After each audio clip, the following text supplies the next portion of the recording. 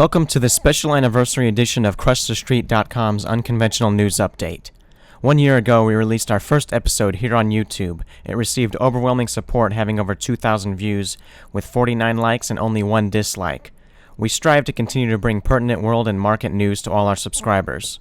Starting off with market news, the Dow is down today by about 40 points, but it is up for the year as it started at just 12,400 and now rests at over 12,700. Gold is back, almost testing the $1,600 mark, and silver is about $27.50. As gas has been dropping, oil is picking back up slowly, now at over $87 a barrel WTI and $102 for Brent.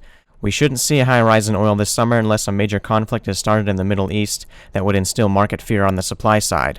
With the euro crisis and the American economy stagnant, we won't see a big rise in any market until the next QE announcement by Fed Chairman Bernanke. Speaking of Mr. Bernanke, Ron Paul's Audit the Fed Bill is coming up for a full House vote very soon. Later this month, Congress will have an unprecedented opportunity to force the Federal Reserve to provide meaningful transparency to lawmakers and taxpayers. H.R. 459, my bill known as Audit the Fed, is scheduled for a vote before the full Congress in July. H.R. 459 has over 270 co-sponsors, a majority of the chamber, so we should expect the bill to pass, but come into unknown waters in the Senate.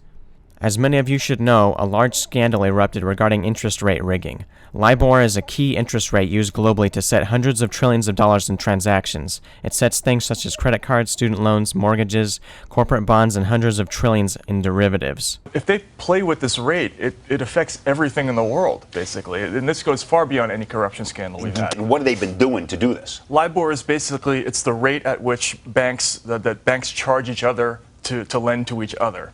So it's essentially every morning a committee calls up each of the 16 banks in this committee, and they ask them how much they've been charging each other to borrow.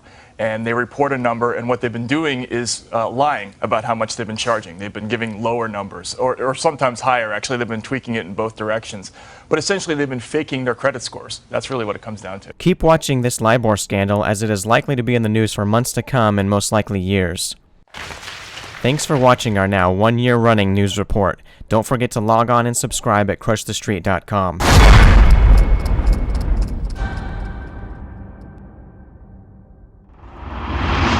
Thank you for watching this video created by CrushTheStreet.com. Visit our site today and receive our new free report on how to make a 1,000% return in the next 10 days.